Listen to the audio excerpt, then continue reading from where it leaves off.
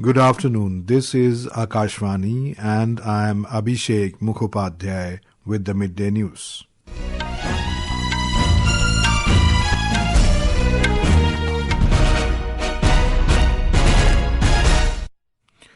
The headlines. Finance Minister Nirmala Sitharaman addresses leading members of Indian business community in Toronto, Canada, says India's transformation is structural, driven by rapid urbanization and world-class digital infrastructure. Chief Minister Rekha Gupta launches Delhi Lakshmi Yojana, hands over approval letters to 2,500 beneficiaries. Indian Medical Association issues public health advisory on H1N1 influenza spread in country, says no cause for panic, just heightened vigilance required. Festival of Onam been celebrated with traditional fervour. Birthday of Prophet Hazrat Muhammad, Eid Milad-un-Nabi, been celebrated in various parts of the country. Heavy rainfall to prevail over eastern and northeastern states for the next 2 days. And in cricket, India asks host Sri Lanka to follow on in the Colombo Test match. Finance Minister Nirmala Sitharaman today said that India stands as the fastest growing major economy in the world and offers a unique combination of scale, sustained growth, a young population, expanding consumption and rapidly deepening capital markets. Addressing prominent members of the Indian business community in Toronto today, Sitharaman said India's transformation is structural, driven by rapid urbanization, a growing middle class and world-class digital infrastructure. She noted that these developments are creating new opportunities across virtually every sector of the economy. India today stands as the fastest growing major economy in the world. India's transformation is structural. Rapid urbanization, a growing middle class and world-class digital infrastructure are creating new opportunities across virtually every sector of the economy. The Finance Minister also highlighted the role of India's digital ecosystem in transforming access to financial and commercial services. She underlined significant opportunities for collaboration with Canadian banks, fintech companies and regulators, not only in payments but also in shaping the next generation of digital financial infrastructure. Referring to the agreement reached between Prime Minister Narendra Modi and his Canadian counterpart Mark Carney on the sidelines of the G7 summit in June 2025 to reset bilateral ties, Sitharaman said the two countries have reaffirmed their commitment to building a future-focused strategic partnership. India-Canada bilateral relations have seen a remarkable transformation in recent times, underpinned by our shared values of democracy and pluralism and expanding economic engagement and the strength of our people-to-people ties. It is, in the truest sense, a strategic bridge between two vibrant democracies and two innovation-driven economies. On the sidelines of the G7 summit in June 2025, Prime Ministers Narendra Modi and Sri Mark Carney. Union Minister Nirmala Sitharaman arrived in Toronto yesterday for a 4-day official visit to Canada, focused on strengthening bilateral trade, investment linkages and financial cooperation. Delhi Chief Minister Rekha Gupta today said that empowering women is essential for the country's progress. Handing over the approval letters of the Delhi Lakshmi Yojana in New Delhi, Ms. Gupta said that over 9,22,000 women have registered for the scheme since its launch. She said that approval certificates were handed over to 2,500 beneficiaries today. The Chief Minister also said that these beneficiaries will receive 2,500 rupees on the 1st of next month after completing due formalities. She added that the financial assistance can help women meet important needs including children's care and education, household requirements or support for their livelihood and business activities. She said that the objective of the scheme is to provide financial security to women and make them self-reliant. The Indian Medical Association IMA has urged people to remain vigilant amid a seasonal rise in influenza A H1N1 cases, saying that the majority of infections are mild and self-limiting and there is no cause for panic. The IMA has advised people not to take antibiotics over the counter for flu symptoms, stressing that H1N1 is a viral infection and antibiotics do not kill viruses. It specifically cautioned against self-medication with antibiotics such as azithromycin and amoxicillin clavulanate and cefixime. According to the association, antibiotics should be taken only when prescribed by a qualified medical professional. The IMA said H1N1 commonly presents with sudden onset of high-grade fever and chills, persistent dry cough, sore throat, severe muscle aches and fatigue. The association has recommended basic preventive measures, including respiratory hygiene by covering the mouth and nose while coughing or sneezing, wearing a well-fitted mask in crowded and enclosed spaces, among others. Prime Minister Narendra Modi reviewed infrastructure projects worth 30,000 crore rupees at the 53rd Pragati meeting in New Delhi yesterday. Prime Minister stressed the need to explore common utility corridors for infrastructure services wherever feasible, particularly while planning major transport and infrastructure projects. Mr. Modi called upon ministries and states to examine such integrated approaches at the planning stage itself, keeping in view the technical economic feasibility. He said speed of execution must be accompanied by uncompromising quality. Home Minister Amit Shah has said that to emerge as a leader in every sector, India must further strengthen its internal security. Addressing the concluding session of the National Security Strategies Conference, NSSC in New Delhi, Mr. Shah said the move will enable disposal of criminal cases up to the Supreme Court within 3 years and raise the conviction rate by 25%. This is Akashvani giving you the news. For quick news updates around the clock, follow us on X handle at AIR News Alerts.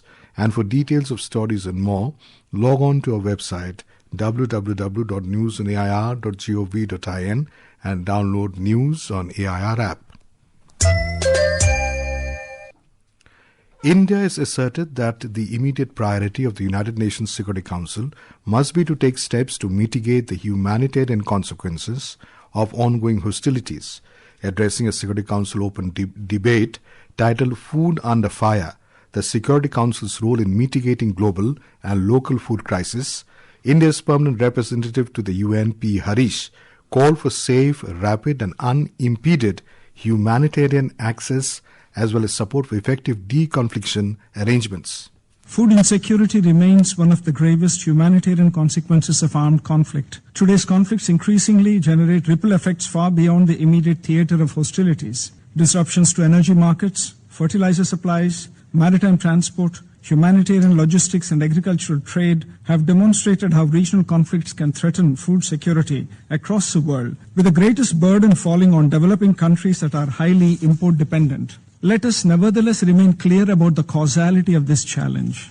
New Delhi has rejected the references in the report of the UN Committee on the Elimination of Racial Discrimination, terming them politically motivated and highly malicious. In response to media queries on the committee's report following India's 11th periodic review under International Convention on the Elimination of Racial Discrimination, ICERD, External Affairs Ministry spokesperson Randhir Jaiswal said that India participated in the spirit of constructive engagement as a routine treaty body review. The spokesperson said as a country that played a leading role in negotiating and drafting ICERD in the 1960s, India's commitment to combating racial discrimination remains unwavering. India and Seychelles have recognized the fisheries sector and the broader blue economy as critical pillars for driving economic growth, generating rural employment, and fostering sustainable development. The Minister of Fisheries, Animal Husbandry and Dairying convened a high-level bilateral meeting with the Seychelles delegation, led by Minister of Fisheries, Agriculture and Blue Economy Wallace Cosgrove in New Delhi yesterday. During the discussion, the Indian delegation underscored the deep-rooted maritime partnership between the two nations, reiterating India's steadfast commitment to expanding technical cooperation in fisheries, aquaculture, advanced scientific research and capacity building. In Pakistan, 14 infants were killed after a fire broke out today in the gynecology ward of a hospital in Islamabad. In a statement, the hospital administration said the newborns were killed when the fire broke out on the third floor of the hospital's mother and child ward. The administration said rescue teams were immediately rushed to the scene and the fire was brought under control. It added that an inquiry committee had been constituted to investigate the circumstances leading to the fire. The National Testing Agency NTA will release the final answer keys and results for UGC NET covering 84 subjects, CSIR, NET an ICAR IIEA PG and AIC PhD 2026 this week. Sharing this update in a social media post, the NTA said that the results and final answer keys will be made available on the NTA's official website. The agency has advised candidates to rely only on official communications issued by NTA for updates. Keralites across the globe are celebrating Onam, most auspicious day of Onam. Our correspondent has filed this report. Keralites across the globe are celebrating the harvest festival of Onam irrespective of caste and religion. The traditional Onapookalam or floral carpet is prepared to welcome the legendary King Mahabali. Major temples across Kerala have been witnessing heavy rush since morning. Special pujas were held at Thrikkakara temple on Onam day, which also marks the culmination of the 10-day festival at the temple. A huge rush was witnessed at the hill shrine of Shabarimala, where special Onam pujas were held. The traditional Ona Sadhya, the grand feast, is another major attraction of Onam celebrations across Kerala. The official Onam Tourism Week celebration are progressing in the state capital Thiruvananthapuram and other districts. Smithy M. Palluruthi, Akashvani News, Thiruvananthapuram. Eid Milad-un-Nabi, the birthday of Prophet Hazrat Muhammad, is also been celebrated today with religious fervour in various parts of the country. Milad Mehfils and Sirat conferences will be held, highlighting the life and teachings of Prophet Muhammad. Milad processions have also been taken out to mark the occasion. Elaborate security arrangements have been made for the occasion. President Draupadi Murmu, Vice President C.P. Radhakrishnan and Prime Minister Narendra Modi have greeted people on the occasion of Onam and Eid Milad. The Patra Devi Martyrs Memorial in Parnam will be unveiled by Defence Minister Rajnath Singh in Goa today. The memorial is a tribute to Goa's freedom struggle and seeks to preserve the memory of the sacrifices made during the liberation movement. The memorial will honour the 31 Satyagrahis who were killed by Portuguese soldiers in 1955 while trying to enter Goa with demand for inclusion in India. The India Meteorological Department IMD has said that subdued rainfall activity is likely to continue over peninsular India during the next week. Heavy rainfall will prevail over Bihar, Chhattisgarh, Eastern Uttar Pradesh, Jharkhand, Madhya Pradesh, Odisha, Sub-Himalayan, West Bengal, Sikkim and northeastern states during the next 2 days. The Met Department has also predicted thunderstorms with lightning and gusty winds likely to prevail over Uttarakhand, Eastern Rajasthan, Andhra Pradesh and Andaman and Nicobar Islands till Saturday. Parts of Delhi are expected to witness generally cloudy sky with possibility of very light to light rain tomorrow. Flood concerns have resurfaced in Odisha with the Mahanadi swelling following rainfall in its upper catchment areas in Chhattisgarh. We have more from a correspondent.